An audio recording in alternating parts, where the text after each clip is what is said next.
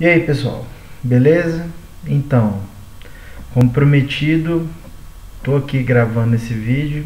A gente fazer essa experiência com a metodologia ativa, que é a sala de aula invertida, como nós já conversamos. O pessoal do terceiro período a gente teve uma conversa um pouco mais extensa, o pessoal do sétimo a gente conversou mais rapidamente a respeito disso. Mas enfim, para todas as turmas, tanto do terceiro quanto do sétimo período, a gente vai fazer uma experiência, né, não só com essa metodologia ativa, vamos dizer assim, que é importante pensar em como a gente vai vivenciar ela, né, a sala de aula invertida, mas também em relação a uma proposta de trabalho com educação patrimonial, que é algo que a gente conversou em diferentes momentos da disciplina nesse semestre. Por exemplo, a gente conversou quando estava falando lá de história local, por exemplo. Uma das possibilidades de trabalhar com história local foi justamente a educação patrimonial. A gente falou rapidamente sobre isso.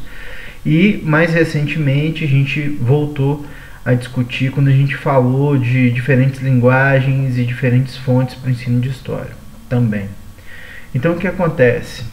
Pensando nisso, eu tive a ideia da gente trabalhar essa possibilidade, levando em consideração algumas questões metodológicas que são indicadas para o trabalho com a educação patrimonial. Então eu vou apresentar para vocês aqui, de maneira bem sucinta, algumas questões relativas às definições conceituais do que é o patrimônio cultural e também de como trabalhar essas questões relacionadas ao ensino de história, para a gente na próxima semana poder sentar e discutir, né? Cada grupo de trabalho, são os grupos lá dos nossos debates avaliativos, vai realizar uma atividade que eu vou explicar mais detalhadamente daqui a pouco, ok?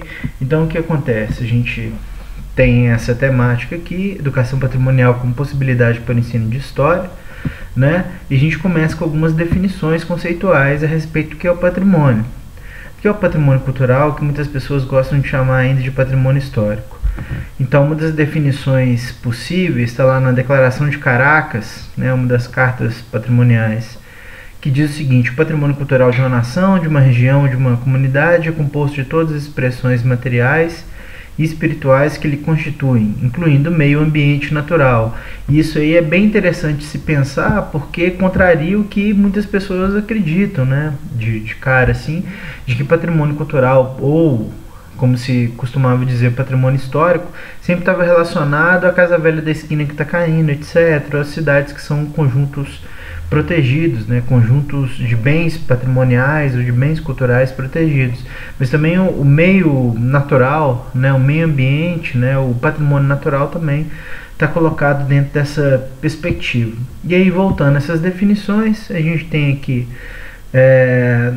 uma definição um pouco mais extensa, que diz o seguinte: o patrimônio cultural não são somente aqueles bens que se herdam dos nossos antepassados, são também os que se produzem no presente como expressão de cada geração, nosso patrimônio vivo. Artesanatos, utilização de plantas como alimentos e remédios, formas de trabalhar, plantar, cultivar e colher, pescar, construir moradias, meios de transporte, culinária, folguedos, expressões artísticas, enfim, tudo aquilo que a gente produz hoje também é nosso patrimônio. Então a gente quebra outra questão que é sempre discutida, que é sempre pensada nesse sentido, que as pessoas olham apenas para o passado, mas não das transformações do presente também.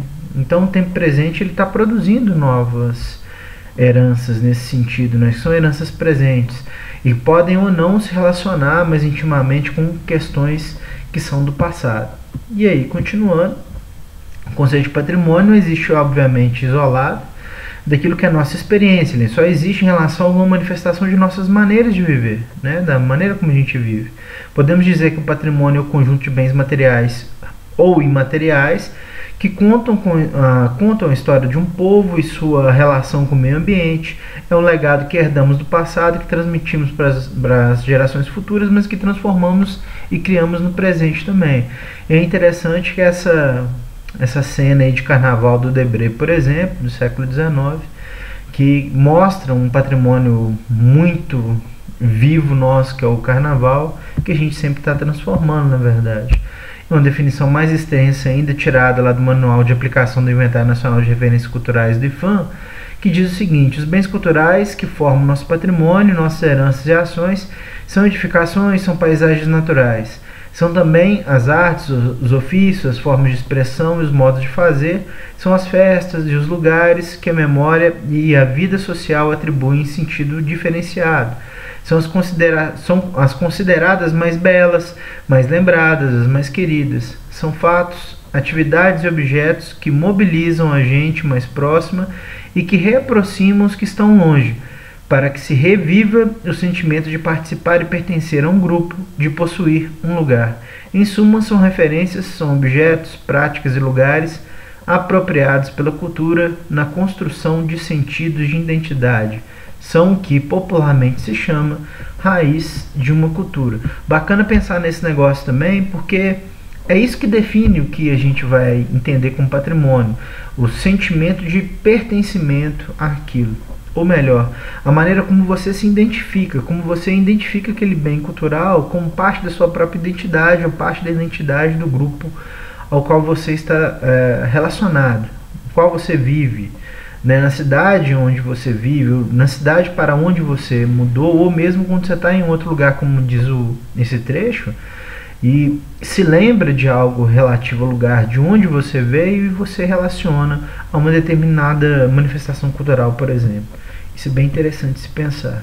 E aí, prosseguindo, o patrimônio é formado por um amplo conjunto de bens materiais e não materiais que contam a história de um povo através de costumes, comidas, religiões, só remontando, né? Só reforçando lendas, cantos ou contos também, danças, linguagens, rituais, festas, arquiteturas, vestes, acessórios, mobílias, utensílios, armas, ferramentas, meios de transporte, ou seja, tudo aquilo que tem a ver com a identidade das pessoas de um determinado lugar, a maneira como elas de fato entendem a sua vida, né, o seu viver, seus modos de ser, viver, estar, construir as coisas, etc. Prosseguindo ainda, o patrimônio material é formado por um conjunto de bens culturais classificados segundo sua natureza. Podem ser arqueológico, paisagístico e etnográfico, histórico, belas artes, artes aplicadas. Eles são divididos em bens imóveis, em núcleos urbanos, sítios arqueológicos e paisagísticos e bens individuais. Imóveis, por outro lado, coleções arqueológicas, acervos de museu, arquivos, bibliotecas, vídeos, fotografias, filmes, etc. É interessante nesse sentido pensar que, por exemplo, os bens móveis, né, são os objetos que a gente tem no cotidiano, os objetos de trabalho, por exemplo, eles podem ter em si muitos significados. Sei lá, daqui a 50, 100, 200 anos isso aqui vai ter algum significado, como outros objetos que a gente não usa mais, hoje já tem. A gente trabalhou um pouco isso na nossa discussão a respeito de fontes, por exemplo. Não sei se vocês lembram, mas no slide lá tinha um fofão, tinha uma máquina de datilografia, por exemplo, né? Enfim, só para pensar nesses exemplos. Em relação aqui a esses bens que a gente chama de materiais, que são esses, é uma coisa legal de se pensar, porque são esses que a gente pega, né? Esses que a gente vê, esses que têm uso, né?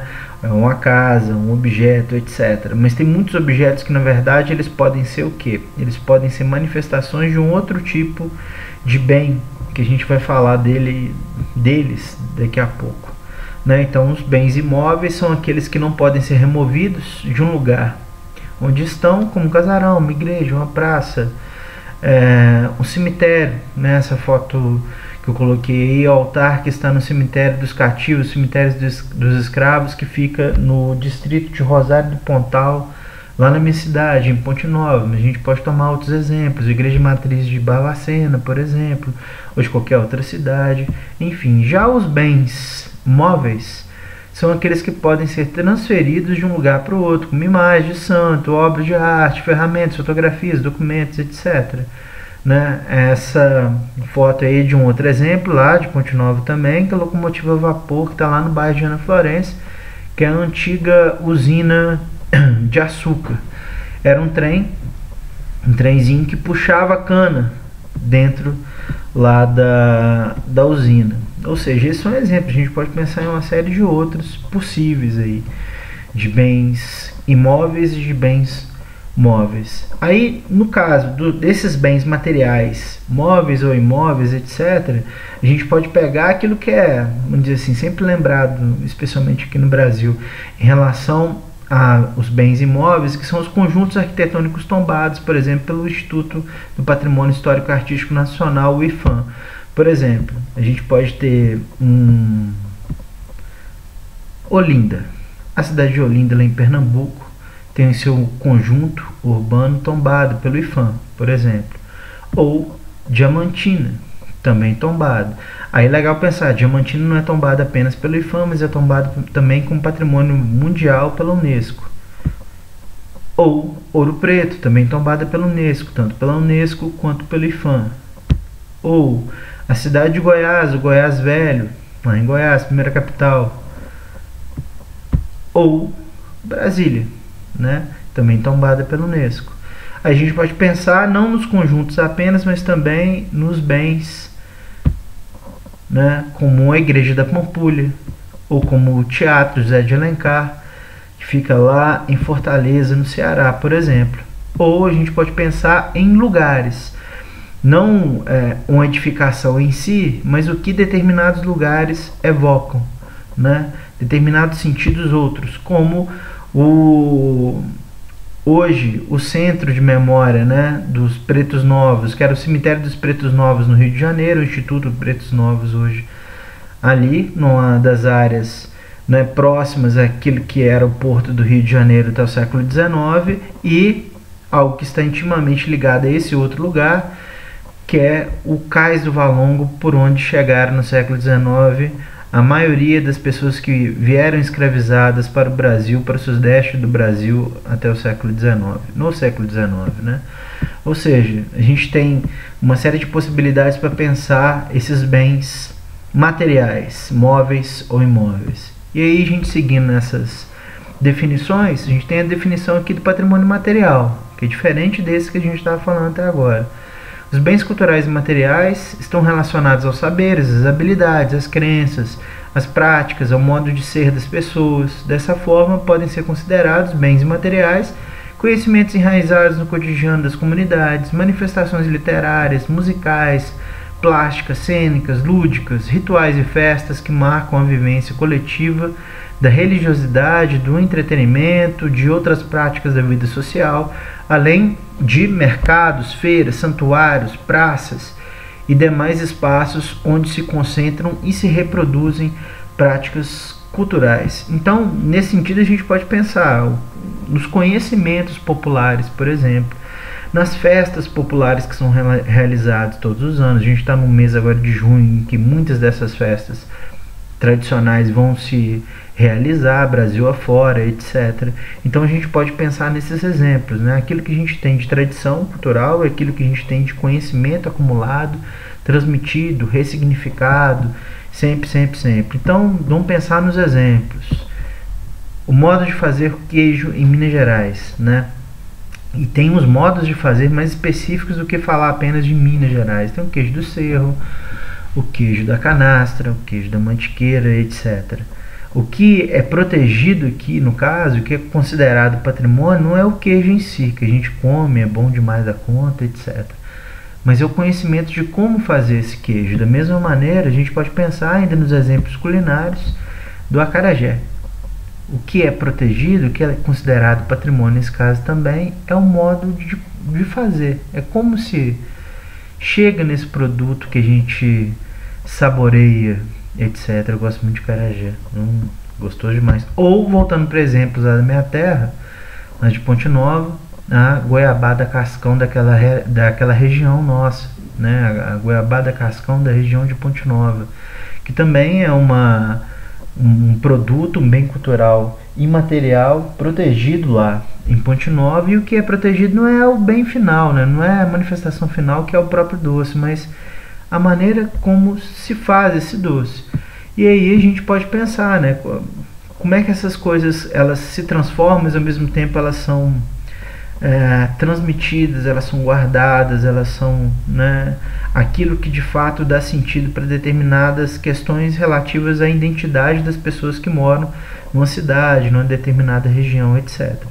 Aí, voltando a esses exemplos do patrimônio material, a gente tem também a roda de capoeira, que hoje também é considerada patrimônio nacional pelo IFAM. Ou seja, pode haver até variações regionais, etc., mas a manifestação em si, o conhecimento em torno dessa presença ancestral que a capoeira traz, é aquilo que se protege, se discute, etc. E a gente pode pensar em tantos outros exemplos, o maracatu de baque solto de Pernambuco, por exemplo, o toque dos sinos em Minas Gerais. Eu fui sineiro quando era criança. Não, mentira, eu não fui sineiro. Eu toquei sino algumas vezes e alguns toques de sino me foram ensinados. Mas é uma coisa super bacana de se pensar assim, porque, por exemplo, lá em Mariana, aqui em São João del Rei, próximo daqui de onde eu falo agora, em Barbacena, há, né, uma manutenção dessa tradição da linguagem dos sinos, por exemplo. Os sinos conversam entre si, os sinos eles transmitem informações para as pessoas que escutam, né, seu toque. Eles informam o momento da procissão, a saída da procissão da igreja, o retorno, informam a morte de alguém, informam uma série de questões que estão acontecendo na vida religiosa. No caso de Mariana, por exemplo, os sinos conversam entre si, o sino de uma igreja pode conversar com o sino de uma outra, uma coisa super interessante de se pensar. E voltando aos exemplos mais uma vez, a gente pode pensar também no jongo do Sudeste, que também é um patrimônio nacional nosso hoje. Essa imagem aqui, eu sou Manuel Seabra, recentemente falecido lá do quilombo de São José da Serra, no Rio de Janeiro. Então, como é que a gente produz proteção para esses bens todos? Só para completar essas informações, a gente existe tudo isso, mas como é que a gente garante de alguma maneira que isso não se perca, né? Então há algumas possibilidades, dentre elas o famoso tombamento, que boa parte de vocês deve conhecer. É um ato administrativo realizado pelo poder público nos níveis federal, estadual e municipal, com o objetivo de preservar os bens de valor histórico, cultural, arquitetônico, ambiental e também o valor afetivo para a população, impedindo a destruição ou descaracterização desses bens. Uma coisa que é interessante pensar é o seguinte: o tombamento ele se aplica aos bens materiais, ok? Todo bem material está sujeito a esse tipo de proteção, né? Outros tipos de proteção podem recair sobre os outros tipos de bens, né? O bem material, os bens materiais. Mas continuando a falar do tombamento aqui, pode ser aplicado a bens móveis e imóveis de interesse cultural ou ambiental. É o caso de fotografias, livros, mobiliários, utensílios, obras de arte, edifícios, ruas, praças, cidades, regiões, florestas, cascatas, etc. Somente aplicado aos bens materiais, como eu disse, de interesse da preservação para a preservação da memória coletiva. E para os bens imateriais, a gente tem o registro.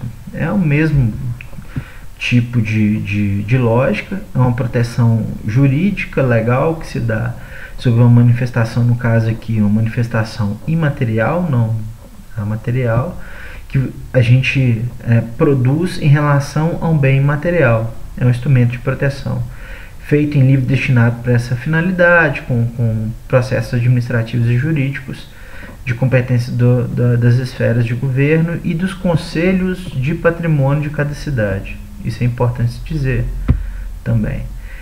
E há ainda o inventário. O inventário é o estudo que visa conhecer o universo de bens culturais de determinada região ou relacionados a determinados temas, com arquitetura moderna, por exemplo, que identifique e cadastre bens materiais e imateriais relevantes. É como se eu construísse uma lista daquilo que é relevante em um determinado lugar. Os inventários funcionam como um mapeamento abrangente do patrimônio cultural, cujo objetivo final é a sua proteção e valorização. E, assim como o tombamento, o inventário é um dos instrumentos de proteção, assim como o tombamento e o registro. O inventário é um dos instrumentos de proteção do patrimônio cultural previsto na legislação brasileira, sendo mais amplo, prático e de efeitos mais brandos, inclusive, né? E no inventário, para o inventário, os bens culturais são separados nas seguintes categorias, com modo de registro documental diferenciado: estruturas arquitetônicas e urbanísticas, bens móveis, bens integrados, patrimônio arqueológico, arquivos, sítios naturais, patrimônio imaterial, por exemplo. Então aí a gente tem as 3 formas de proteção legal sobre esses bens, que em tese, né, tem o objetivo de impedir que eles desapareçam de qualquer maneira, né, levando em consideração na maioria das vezes, inclusive, não só a importância desses bens, mas os riscos que eles estão sofrendo agora. Então é algo legal assim para se pensar. Mas e aí?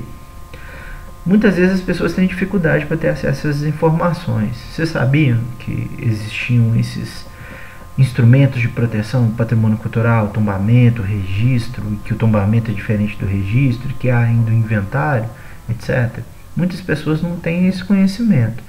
Então, para não só fornecer informações a respeito dos instrumentos de proteção, mas da importância dos bens que existem no país, em cada comunidade, etc., um dos meios da gente fazer isso é justamente a educação patrimonial. Então, falar um pouquinho dela, né?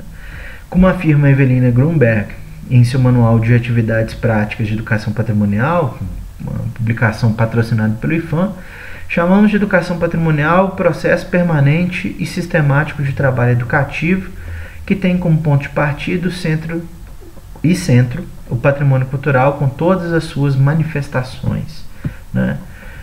Em seus objetivos, aí pensando nessa definição primeira que foi dada aí pela Evelina Grunberg, a gente tem menções à educação patrimonial ou ao respeito ao patrimônio, a necessidade de visibilizar essas questões lá nos PCNs. A gente já discutiu um pouco a respeito disso. Em seus objetivos, parâmetros curriculares nacionais para o ensino de história, destaca que, dentre outras habilidades, alunos do primeiro e segundo ciclos de ensino fundamental devem ser capazes de conhecer e valorizar a pluralidade do patrimônio sociocultural brasileiro, bem como aspectos socioculturais de outros povos e nações, posicionando-se contra qualquer discriminação baseada em diferenças culturais, de classe social, de crenças, de sexo, de etnia ou outras características individuais sociais. E aqui a gente tem uma questão bem interessante, que é relacionar essas questões do patrimônio, ou seja, das identidades culturais, como um instrumento para promoção e visibilidade da diversidade, combate à intolerância, etc. Para além de dar sentido às questões do presente a partir de signos que foram constituídos no passado e assim são ingredientes constituintes também das identidades locais, etc., trabalhar determinadas questões relacionadas ao patrimônio enquanto diversidade cultural colabora para que a gente possa discutir essas questões da diversidade, de tolerância, de empatia, etc. Tanto que, por exemplo, aqui o IEFA, que é o Instituto Patrimônio Histórico e Artístico de Minas Gerais, ele, em suas últimas diretrizes de normas para proteger o patrimônio, estabelece, por exemplo, a necessidade de se valorizarem as tradições culturais das populações indígena e afro-brasileira. Então, hoje se protegem, por exemplo, terreiros, né, casas de axé, ou seja, terreiros de candomblé, de umbanda, etc., estão sendo levados em consideração, né, como espaços, como lugares, né, como bens necessários a se compreender a dinâmica e da diversidade das sociedades. Ok. E aqui, continuando, as questões relativas ao patrimônio histórico-cultural ou cultural presentes nos PCNs como objeto de reflexão, compreensão, valorização, bem como dispõe a Constituição de 1988, seus artigos 215 e 216, são uma oportunidade de aproximação da história local e a realidade dos alunos. A gente já conversou a respeito disso quando a gente estava falando lá da história local, né? Então há essa possibilidade legal de se investigar questões relativas à história local, de desnaturalizar algumas questões também, né, através de um trabalho voltado para os bens culturais que existem em cada cidade, em cada lugar, em cada pedacinho da nossa vida. Metodologias para se fazer isso. Como é que a gente constitui?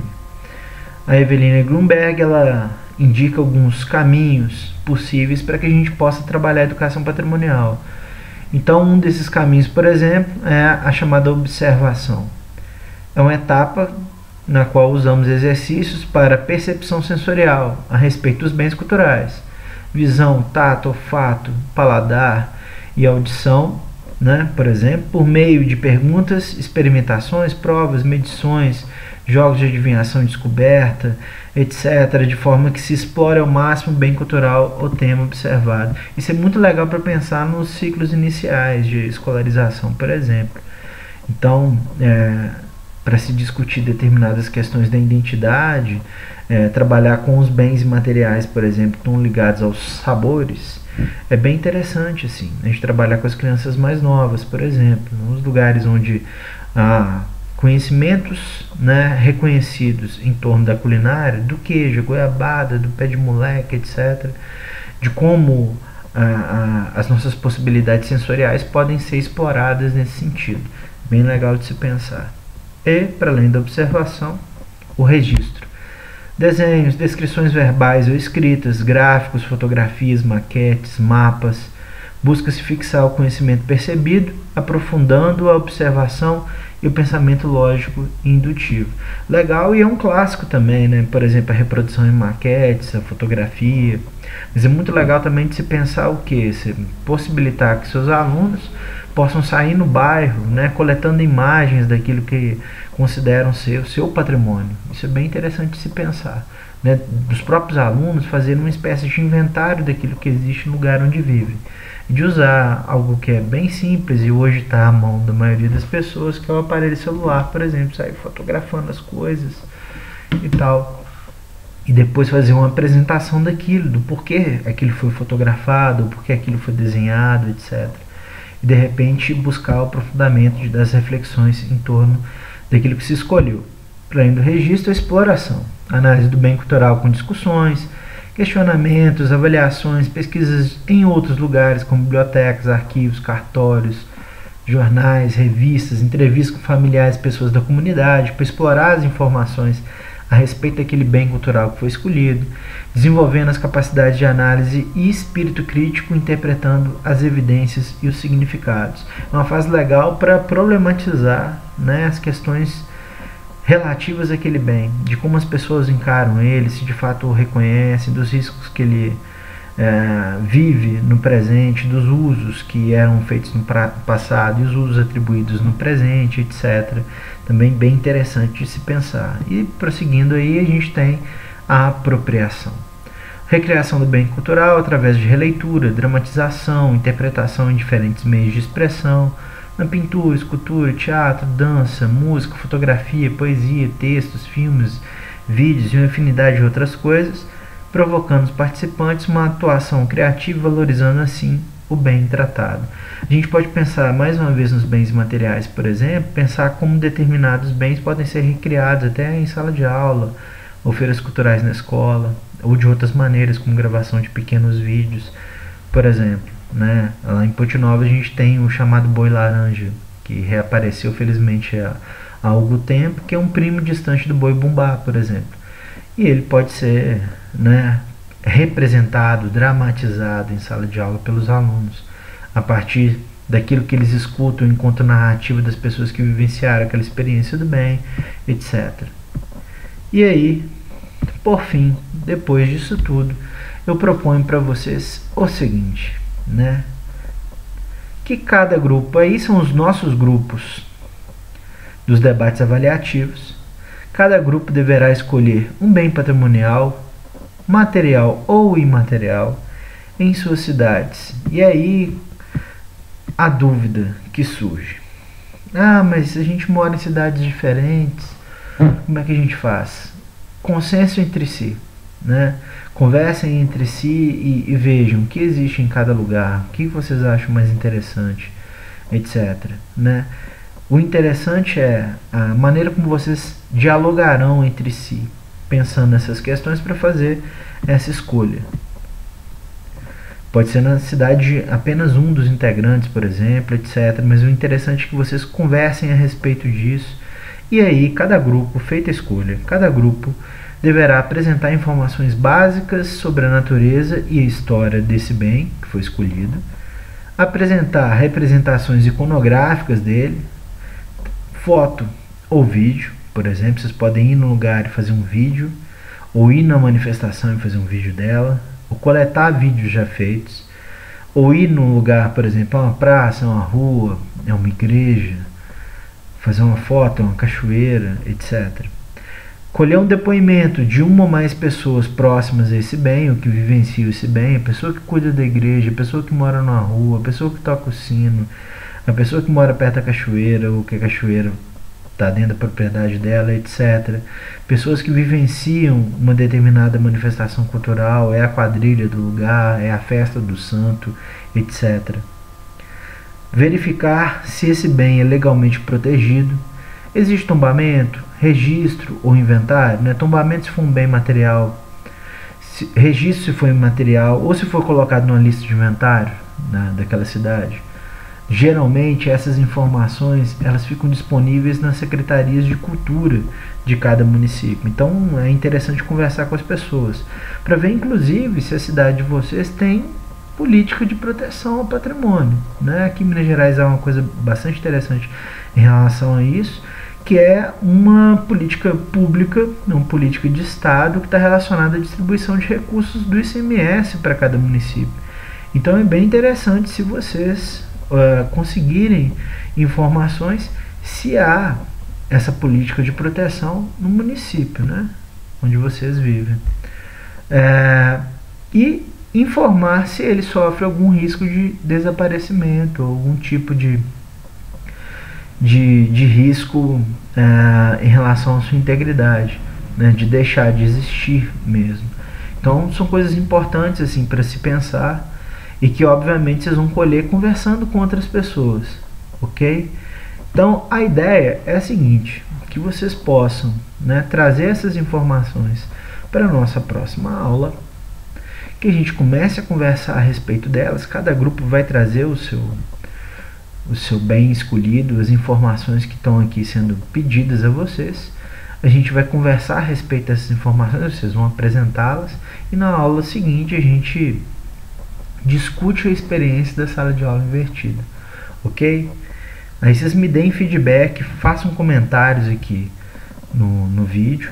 Se, por exemplo, eu acho que o áudio não vai ficar muito bom, da qualidade do vídeo, se foi legal, se a informação está clara, se não está, etc. Inclusive depois que a gente se encontrar novamente. E, lógico, havendo dúvidas, as dúvidas devem ser manifestadas por e-mail bem rapidamente para que a gente possa seguir dialogando, tá bom? Eu espero que a atividade ela seja bem produtiva e que a gente possa realizá-la outras vezes, beleza? Então, tá bom. Tchau, tchau.